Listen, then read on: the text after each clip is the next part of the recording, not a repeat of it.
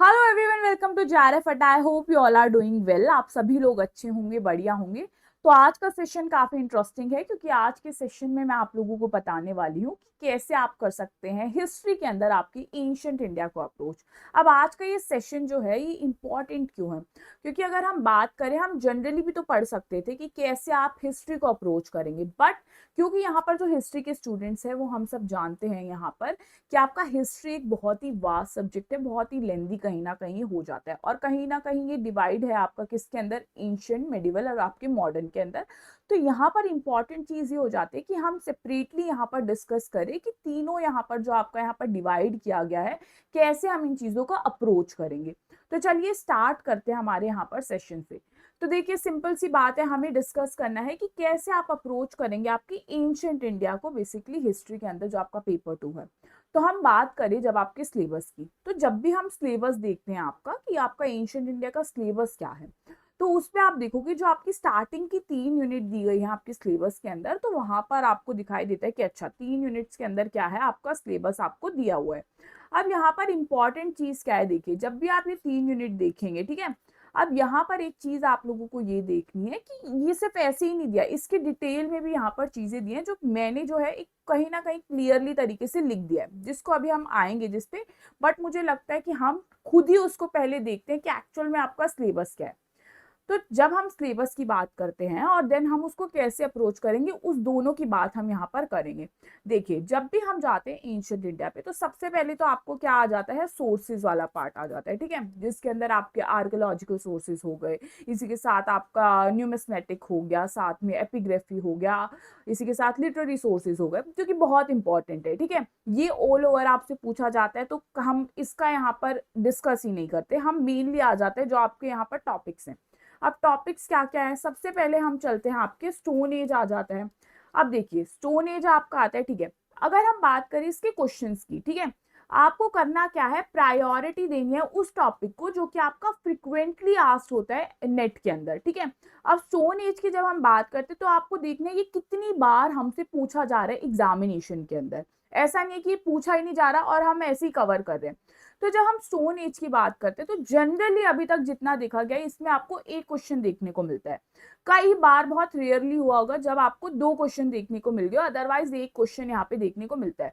तो अगर आप यहाँ पर बहुत ज्यादा टाइम इसी चीज पे बिता देते हो कि कैसे हम यहाँ पर साइट्स करेंगे, ठीक है, कैसे हम यहाँ पर इनकी टूल टेक्नोलॉजी करेंगे, कैसे हम इनकी सोसाइटी वगैरह ये सारी चीजें करेंगे, तो मैं ये कहूंगी कि आप पहले ये देख लो कि मुझे कौन से टॉपिक को ज्यादा टाइम देना है। क्योंकि जहां पर जिस टॉपिक का ज्यादा यहाँ पर क्या है, मेजोरिटी में क्वेश्चंस पूछे जाते हैं, आप उसी को तो ज्यादा टाइम दोगे, क्योंकि यहाँ पर हमें स्मार्टली प्ले करना है। हमें ये नहीं है कि ये ऐसे टॉपिक पे हमने टाइम इतना इन्वेस्ट कर दिया जो कि इतना यहाँ पर इंपॉर्टेंट भी नहीं था एग्जामिनेशन पर्सपेक्टिव से। हाँ, आपको मान लीजिए पढ़ना पसंद होगा कोई टॉपिक, आप ऐसे पढ़ लीजिए, बहुत टाइम है आपके पास बाद में पढ़ने के लिए। बट अभी हमारा मेन गोल क्या है कि हमें एग्जामिनेशन को क्लियर करना है। तो चलिए, अब स्टोन एज हो गया, ठीक है। अब नेक्स्ट आपका इंडस वैली सिविलाइजेशन एक टॉपिक आ जाता है, जिसके अंदर मैं कहूंगी कि आपको यहाँ पर 1 और 2 क्वेश्चन देखने को मिल जाते हैं, ठीक है। अब इंडस वैली सिविलाइजेशन में जब आपको 1 2 क्वेश्चन देखने को मिलते हैं ना, तो आप सोचेंगे कि चलो इसको इग्नोर कर देते हैं, बट नहीं कर सकते। क्यों? क्योंकि यहीं पे ही कुछ भी यहाँ पर अचानक से हो सकता है। अचानक से यहाँ मतलब है कि जब आप देखोगे दिसंबर में 2024 में जो एग्जामिनेशन आया था, आपको यहाँ पर पैसेज से 5 क्वेश्चन आ गए थे, ठीक है। और वैसे भी इंडस वैली सिविलाइजेशन वाला टॉपिक आप एनी डे नहीं कर सकते इग्नोर, क्योंकि ये इंपॉर्टेंट है, ठीक है। अब ये नहीं है कि इस पे क्वेश्चन आ रहा है, नहीं आ रहा तो आप इसको छोड़ दोगे, नहीं, आप इसको नहीं छोड़ सकते। ये कहीं ना कहीं स्टार्ट ही हमारा एंशियंट इंडिया, हम कहीं ना कहीं इस एक सिविलाइजेशन से ही करते हैं।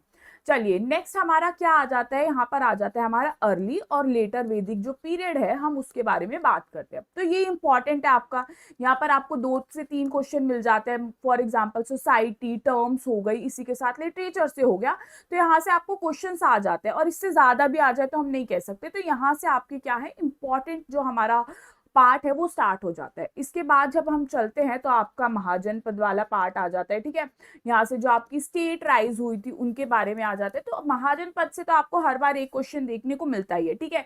फिर वो उसके यहाँ पर क्या है, लोकेशन से मान लीजिए पूछ लिया हो, या फिर वहां के जो किंग है या फिर कोई फैक्ट के बारे में पूछ लिया तो आपको देखने को मिलता है। और स्टेट से भी फॉर एग्जाम्पल जो स्टार्टिंग की डायनेस्टी है लाइक हर्यंका हो गई, इसी के साथ शिशुनाग नंदा जो कि आपके कहाँ मगध में स्टार्ट हुई थी, उन पे भी क्वेश्चंस देखने को मिलते हैं। और ऐसे ही जब हम बात करते हैं किस पे, जब हम चले जाते हैं आपके बुद्धिज्म, जैनिज्म और आजीव विकास वाले पार्ट पे, तो ये आपका इंपॉर्टेंट है। यहाँ पर आपको 3 से 4 क्वेश्चन देखने को मिलेगा, इससे ज्यादा भी हो सकता है, इसको तो आप छोड़ ही नहीं सकते हो, ठीक है, क्योंकि इससे ज्यादा भी हो सकता है यहाँ।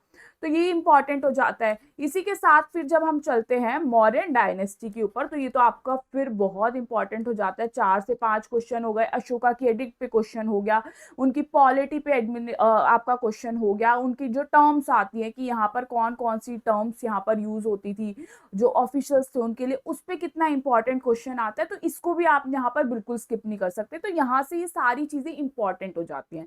फिर उसके बाद आपके कुछ रीजनल किंगडम्स आ जाते हैं, ठीक है, उनके बारे में भी हम बात करेंगे, बट डायरेक्ट हम यहाँ पर चलेंगे आपका गुप्ता एज पे। जब हम आपके गुप्ता एज पे जाते हैं, ये बहुत इंपॉर्टेंट है, यहाँ से भी आपको 3-4 क्वेश्चंस निकल जाते हैं। कैसे यहाँ पे निकल जाते हैं, यहाँ पर साइंस वगैरह जो आपकी आ चुकी थी, ठीक है, वहां से क्वेश्चन आता है। गुप्ता की पॉलिटी, एडमिनिस्ट्रेशन, इस पे क्वेश्चन आपको देखने को मिलता है।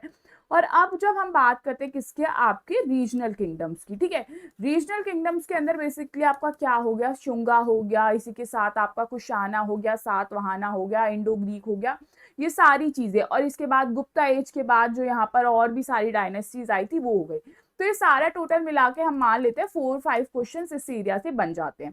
तो ये इस तरीके से आपको क्या करना है, सिलेबस को समझना है और प्रायोरिटी में रखना है कि मुझे कौन से टॉपिक को प्रायोरिटी देनी है, कौन सा आपके यूजीसी नेट में यहाँ पर बार बार पूछा जा रहा है। इस तरीके से आपको यहाँ पर चलना है, किसमें, एंशिएंट इंडिया में।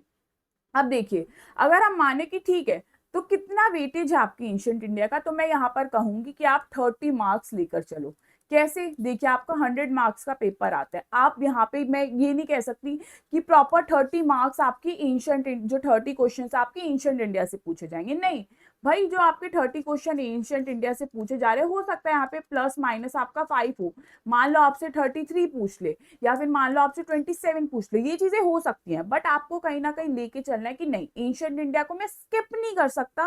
क्यों, क्योंकि ये बहुत इंपॉर्टेंट है। आप किसी पर्टिकुलर टॉपिक को स्किप कर सकते हो, पर आप स्पेसिफिकली यहाँ पर आपका ये नहीं है कि आप पूरा का पूरा एक पार्ट को यहाँ पर स्किप कर दो कि मैंने एंशिएंट इंडिया स्किप कर दिया, ऐसा यहाँ पर आप नहीं कर सकते। अब चलो, आपने ये तो समझ लिया कि ठीक है ये सारी चीजें इंपॉर्टेंट है, बट आप इनको अप्रोच कैसे करें।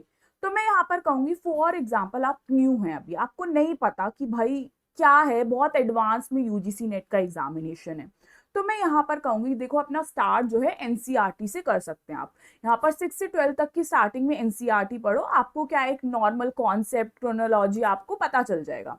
इसके साथ आप फिर जाओ अपने एडवांस जो आपकी बुक्स है उस पे, जैसे कि उपेंद्र सिंह आपकी बहुत इंपॉर्टेंट बुक है, यहाँ से आपका मेजॉरिटी ऑफ पेपर बनता है, ठीक है। तो इससे आप जाओ यहाँ पे, ठीक है। इग्नू से भी आजकल आपके क्वेश्चंस देखने को मिलता है, आपको डायरेक्ट वहीं से उठा के पूछ लेते हैं।